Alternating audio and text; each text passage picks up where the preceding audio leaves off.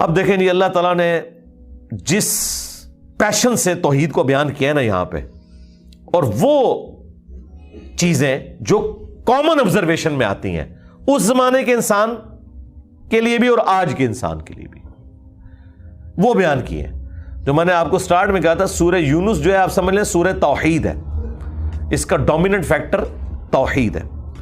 قل من یرزقکم من السماء والارض، اے نبی ان سے پوچھئے بھلا بتاؤ تو کون ہے جو رزق دیتا ہے تمہیں آسمان سے اور زمین سے، آسمان سے پانی برسا کر اور اس کے ذریعے زمین سے کھیتی اگا کر. یہ اس زمانے میں بھی لوگوں کو پتا تھا کہ یہ کوئی بزرگ بابا نہیں بارش برسا سکتا، آج بھی لوگوں کو پتا ہے کوئی نہیں برسا. دیکھیں جب بارش نہیں ہوتی سارے بابے فیل ہو جاتے ہیں، ہاں ڈیم خالی ہو جاتے ہیں، بابے فیل ہو جاتے ہیں، اور اللہ کی مرضی بارش دے نہ یا دے. امن یملک السمع والابصار، بھلا بتاؤ کہ کون ہے مالک ہے جو کان اور آنکھوں کا. اللہ نے کان بھی بنائے آنکھیں بھی بنائی، کوئی اور مالک ہو ہی نہیں سکتا. اچھا مجھے بتائیں یہ بزرگ جب ڈھورے ہوتے ہیں وہ بھی ڈیوائسز لگواتے ہیں، ہاں ان کی آنکھیں جب کمزور ہوتی ہیں کیا انہوں نے اینکیں نہیں لگائی ہوئی؟ جتنے یہ غوث وقت ہے نا اس وقت سب کی اینکیں لگی ہوئی ہیں. ہاں الیاس قادری صاحب بھی جب انہوں نے کچھ پڑھنا ہوتا ہے نا وہ کہتے ہیں مجدد بھی ہیں اور غوث وقت بھی ہیں اس وقت بریلویوں کے، اینک لگاتے ہیں. کیوں لگاتے ہو اینک؟ تم تو دلوں کے بھی چھپے ہوئے راز جانتے ہو، سامنے چیز آئی ہوئی نہیں پڑھ سکتے. ابھی تو انجینئر صاحب نے اپنا فارمولہ نہیں رکھا میکینیکل انجینئرنگ کا، مشین ڈیزائن کا. تم جو اردو میں لکھی ہوئی باتیں ہیں وہ بھی انگریز کی بنائی ہوئی اینک کے بغیر نہیں پڑھ سکتے. ہمیں تو کل تک کہتے تھے جی اگر انگریز ہوا میں اڑ سکتا ہے تو بابا کیوں نہیں اڑ سکتا؟ انگریز نے تو اڑ کے دستا ہے جہاز بہ کے، بابا بھی اڑ کے دسے مان لواں گے. تو انگریزوں کی بنائی ہوئی اینکیں لگا کے تم لوگ وہ چیزیں پڑھتے ہو تو ظاہر ہے تم تو مالک نہیں ہو ان آنکھوں کے.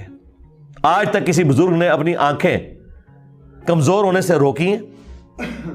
کوئی شخص اپنے بڑھاپے کو ٹال سکتا ہے؟ کوئی پیغمبر بھی نہیں ٹال سکتا اپنے بڑھاپے کو. بال سفید ہوئے تو ہو گئے، نظر کمزور ہوئی ہے تو ہو گئی ہے. تو یہ چیز ہے. اللہ تعالیٰ فرماتا ہے کہ پوچھ ان سے اے نبی صلی اللہ علیہ وآلہ وسلم کون مالک ہے کان کا اور آنکھوں کا. وَمَن يُخْرِجُ الْحَيَّ مِنَ الْمَيِّتِ، اور کون ہے جو مردے میں سے زندہ کو نکالتا ہے. بظاہر زمین مردہ ہوتی ہے اس میں سے زندہ کھیتی نکلتی ہے. بظاہر انڈا ہماری کامن آبزرویشن کے اعتبار سے مردہ ہوتا ہے، اس میں سے چوزا نکلتا ہے. ویسے تو وہ مردہ نہیں ہے لیکن قرآن چونکہ لٹریچر کی زبان میں کامن آبزرویشن پہ بات کر رہا ہے اس اعتبار سے تو وہ بظاہر ہل جل نہیں رہا. ایک بیج اس کے اندر زندگی ہے لیکن بظاہر مردہ ہے، اس میں سے 6 ارب گنا بڑا درخت نکلتا ہے. وَيُخْرِجُ الْمَيِّتَ مِنَ الْحَيِّ،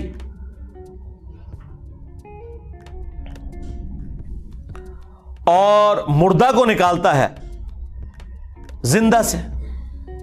زندہ میں سے مردہ بھی نکلتے ہیں. یعنی مرغی انڈا دیتی ہے، بظاہر یہ بات ہو رہی ہے، میں سائنٹیفک لینگویج میں بات نہیں کر رہا، لٹریچر کی زبان میں بات کر رہا ہوں. زندہ درخت میں سے، اور وہ بھی زندگی اب سائنس ہمیں بتا رہی ہے. قرآن تو پہلے ہی کہہ رہا تھا کہ درخت زندہ ہے، کھیتیاں زندہ ہیں، لیکن اب ہمیں سائنس بتا رہی ہے ان کی فیلنگز ہیں. باقاعدہ یہ خوش بھی ہوتی ہیں ناراض بھی ہوتی ہیں. پھول مرجھا بھی جاتے ہیں، ان کے اوپر بھی کیفیات طاری ہوتی ہیں. تو آپ دیکھیں اسی میں سے وہ بیج نکلتا ہے، وہ بیج آپ بوتے ہیں ایک اور درخت نکل آتا ہے، ایک اور کھیتی نکل آتی ہے. وَمَن يُدَبِّرُ الْأَمْرَ، اور کون ہے جو سارے کاموں کی تدبیر فرماتا ہے. ظاہر ہے جی بزرگوں کو تو پتہ ہی نہیں، اور جن بزرگوں کو سورج کے سائز کا ہی نہیں پتا وہ سورج کو کیسے کنٹرول کر سکتے ہیں، اور سورجوں کی تعداد بھی نہیں پتا. ان بیچاروں نے یہی سورج دیکھا ہوا ہے. یہ تو سائنس بتا رہی ہے نا صرف ملکی وے گلیکسی میں 300 ارب سورج ہے ایک گلیکسی کے اندر، اور اس طرح کی 250 ارب گلیکسیز اور ہیں. بزرگوں تو پتہ ہی نہیں تھا. آپ لاکھ کہتے رہیں گے وہ شاہ شمس تبریز نے بوٹی پون لی سی. دادا کرو کہانیاں ان کی سنیں. فَسَيَقُولُونَ اللَّهُ، تو یہ انقریب کہیں گے اللہ ہی کرتا ہے. یہ دیکھو مشرکین عرب بھی بتوں کو ساتھ شریک ٹھہراتے ہوئے بھی کہتے تھے نہیں اے کام نہیں بت کر سکتے، اے وڈا ہی اللہ کرتا ہے. اور یہاں کہہ رہے ہیں بزرگوں کی ڈیوٹیاں لگی ہوئی ہیں. اندازہ کریں. فَقُلْ أَفَلَا تَتَّقُونَ، تو اے نبی ان سے فرماؤ کہ کیا تم ڈرتے نہیں ہو اس شرک کے کام سے؟ اندازہ کریں مشرکین عرب اللہ کو مانتے تھے لیکن اس کے ساتھ شریک ٹھہراتے تھے. ہمیں بتایا گیا ہے کہ جی یہ قرآن کافروں کے بارے میں نازل ہوا ہے جو اللہ کو نہیں مانتے تھے, تاکہ آپ کا خیال ہی اس طرف نہ جائے کہ آپ کے بابوں کے بارے میں بھی ان کے ماننے والوں نے وہ عقیدے رکھے ہوئے ہیں جو مشرکین عرب نے اپنے ان بتوں کے ساتھ رکھے تھے, سوائے ایک فرق ہے کہ وہ انہیں چھوٹا آلہہ کہتے تھے. یہ آلہہ نہیں کہتے, اللہ کے بندے کہتے ہیں. ادروائز باقی ساری چیزیں وہی ہیں. اللہ کے نیک بندوں کے نام کے اوپر, فرشتوں کے ناموں کے اوپر انہوں نے بت کھڑے کیے ہوئے تھے. کام آگے یہ وہی کر رہے ہیں, لیکن وہ ایک فرق جو ہے نا وہ اس کو اتنا اجاگر کرتے ہیں کہ نہیں جی وہ تو ان کو چھوٹا معبود مانتے تھے, ہم اپنے ان بزرگوں کو معبود نہیں مانتے. تو اس کا جواب پھر میں نے دیا تھا سورۃ المائدہ کی آیت نمبر 75 میں. اللہ تعالیٰ نے جیزس کرائسٹ عیسیٰ ابن مریم ان کی ماں کی مثال دے کے کہا ہے کہ ایسی ہستیوں کو پوجتے ہو جو نہ تمہارے نقصان کے مالک ہیں نہ نفع کے. اگر عیسیٰ اور ان کی ماں کسی کے نفع نقصان کے مالک نہیں ہیں, اب تو بات پیچھے رہ گئی کہ کرسچن جو ہیں وہ معبود سمجھ کے کرتے ہیں اور ہم بزرگوں کو معبود نہیں مانتے. یہ تو بات پیچھے رہ گئی. اللہ نے کہا عیسیٰ ان کی ماں تمہارے نفع نقصان کے مالک ہی نہیں ہے. اگلی گل مک گئی, وہ تو پیچھے رہ گئی, وہ پرانی گلاں ہو گیا, پرانے بابے پرانے بہانے تواڈے نسنے دے. اگلی گل پڑھو, عیسیٰ اور ان کی ماں تمہارے نفع نقصان کے مالک نہیں ہے. اس پہ میں نے کہا تھا کہ اگر عیسیٰ ابن مریم تمہارے نفع نقصان کے مالک نہیں تو تواڈے بابے تے شاہی کوئی نہیں, عیسیٰ کے جیسا ہے ہی کوئی نہیں, عبد القادر جیلانی تے شاہی کوئی نہیں, ہاں مریم کے جیسا ہے ہی کوئی نہیں, رابعہ بصریہ تے شاہی کوئی نہیں. تو وہ آگے نہیں پڑھتے, کہتے پیچھے پڑھو وہ عبادت کرتے سن, سرکار مان لیا. اگے پڑھو کہ عبادت کرتے تھے یا نہیں کرتے تھے. اللہ نے کہا نفع نقصان کے مالک نہیں ہے, وہ اللہ ہی ہے. اس کا مطلب یہ ہے کہ جس کو تم نفع نقصان کا مالک سمجھتے ہو گویا تم اسے خدا مانے ہوئے ہو, بھلے تم کہتے رہو کہ ہم اللہ کا بندہ مان رہے ہیں. اللہ نہیں مانتا اس بات کو. اس کے ثبوت میں سورۃ النمل کی آیت نمبر 62 ہے, امن یجیب المضطر اذا دعا ویکشف السوء ویجعلکم خلفاء الارض االہ مع اللہ. بھلا بتاؤ تو کون ہے جو مصیبت اور پریشانی میں گھرے ہوئے شخص کی فریاد کو سنتا ہے اور اس سے اس کی تکلیف کو دور کر دیتا ہے اور تمہیں زمین پر اگلوں کا خلیفہ کرتا ہے. االہ مع اللہ, کیا اللہ کے ساتھ کوئی اور معبود بھی ہے جس کی یہ کوالٹی ہو؟ قلیلا ما تذکرون, بہت ہی کم نصیحت حاصل کرتے ہو. اس آیت میں سورۃ النمل کی آیت نمبر 62 پارہ نمبر 20 کے پہلے صفحے پہ اللہ تعالیٰ نے واضح کہہ دیا کہ جس کے بارے میں تمہارا یہ عقیدہ نا کہ تمہیں مصیبت اور پریشانی میں تمہاری تکلیف دور کر سکتا ہے, دعا میں تم اسے پکارو, گویا تم نے اسے خدا مان لیا. وہ اگلے دن وہ پاپا جانی کہہ رہے تھے کہ ڈسپرین کی گولی اگر مشکل کشا ہے تو شیخ عبد القادر جیلانی نہیں. سرکار ڈسپرین کی گولی جب ہم کھاتے ہیں تو سر درد دور ہوتا ہے. عبد القادر جیلانی نو چٹ کے بھی ویکھ لو تہاڈا سر درد نہیں دور ہونا. ہاں ذہن میں رکھیے گا. اگر کوئی نہیں مانتا میں تھوڑی اور ورسٹ مثال دیتا ہوں. انہی کا جب پیشاب بند ہوا تھا تو آغا خان میں ان کا آپریشن ہوا تھا تو عبد القادر جیلانی کے مزار پہ اٹھا کے لے جاتے ہیں نا. وہ ڈاکٹروں نے ہی آپ کی ہیلپ کرنی ہے جب پیشاب بند ہوتا ہے. ایون عبد القادر جیلانی کا بھی پیشاب بند ہونا وہ بھی ڈاکٹر ہی علاج کرے گا, خود کوئی اپنا علاج نہیں کر سکتا. سیدھی سی بات ہے.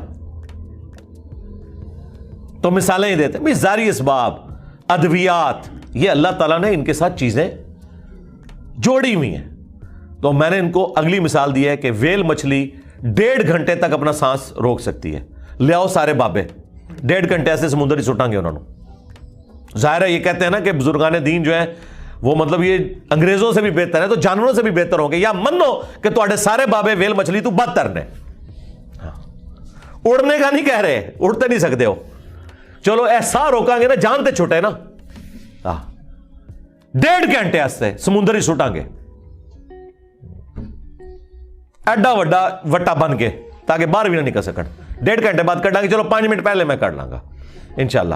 احتیاطن جسے زور احتیاطی پڑھ دینے نا ہے, میں بھی احتیاطن 5 منٹ پہلے بار کٹ لواں گا, لیکن کوئی روک کے دسے منو کچھ بھی نہیں ہو سکتا میرے بھائی. یہ سب کے سب جھوٹ ہے جو انہوں نے مشہور کیا. اللہ تعالیٰ فرما رہا ہے نبی ان سے فرماؤ تم پھر بھی ڈرتے نہیں ہو اپنے اس شرکی عقیدے سے. فذالکم اللہ ربکم الحق, تو یہ ہے اللہ تمہارا حقیقی رب. جو الحق ہے تمہارا پالنے والا، فماذا بعد الحق الا الضلال، تو بتاؤ حق کے بعد گمراہی کے سوا کیا بچتا ہے؟ یعنی یہ دو ہی آپشن ہو سکتے ہیں، اگر اللہ حق ہے باقی سب باطل ہے، پھر اللہ کے مقابلے پر اگر آ جائے اس میں ان ہستیوں کا قصور نہیں، یہ ذہن میں رکھیے گا۔ لیکن مثال کے لیے پھر اللہ نے کہا ہے اگر اللہ ارادہ کرے کہ عیسیٰ، اس کی ماں اور سب لوگوں کو ہلاک کر دے، اللہ کو کوئی پوچھ نہیں سکتا۔ سورۃ المائدہ آیت نمبر 17۔ اب کوئی اللہ کو یہ سمجھائے گا کہ یا اللہ عیسیٰ کا رگڑا کیوں نکالا نعوذ باللہ ان کی نظر میں؟ نہیں بھئی، جب توحید اسٹیبلش کرنی ہے تو وہ ہمارے استاد مولانا ساق صاحب کہتے تھے اور جدو توحید بیان کریں گے تو نبیوں کی گستاخی آپ ہی ہو جائے گی۔ یہ ہو نہیں سکتا کہ ایسی توحید بیان کریے اور گستاخی نہ ہوئے، کیونکہ گستاخی آپ کہہ رہے ہیں، وہ گستاخی ہے نہیں ہے، نبی نہیں سے گستاخی مانیں گے۔ اللہ تعالیٰ نے سورہ نساء میں فرمایا ہے عیسیٰ ابن مریم کبھی یہ اور محسوس نہیں کریں گے اور نہ کوئی مقرب فرشتہ کہ اسے اللہ کا بندہ کہا جائے۔ اور پھر اللہ نے کنکلوڈ کیا ہے کہ اگر کوئی فرشتہ یا کوئی پیغمبر اس چیز سے شرمندگی محسوس کرے کہ وہ بندہ ہے ہمارا، ہم قیامت کا دن بلا لیں گے، پھینکیں گے جہنم کے اندر سمجھانے کے لیے۔ اللہ تعالیٰ تو بالکل نہ اس کا کوئی پیغمبر رشتہ دار ہے نہ کوئی فرشتہ رشتہ دار ہے، سب کے سب اس کے بندے ہیں۔ ہاں، اللہ اکبر۔ فَأَنَّا تُصْرَفُونَ، تو پھر کہاں رخ موڑ کے پھرے جا رہے ہو؟ كَذَلِكَ حَقَّتْ كَلِمَةُ رَبِّكَ عَلَى الَّذِينَ فَسَقُوا أَنَّهُمْ لَا يُؤْمِنُونَ، بالکل اس طریقے سے ثابت ہو چکی ہے تمہارے رب کی بات ان لوگوں کے اوپر جو سرکشی کے اوپر اترے ہوئے ہیں کہ وہ کبھی بھی ایمان نہیں لے کر آئیں گے۔ یعنی اللہ نے ان پہ مہر لگائی ہے بسبب اس کے کہ حق سامنے آنے کے باوجود انہوں نے حق ماننے سے انکار کیا۔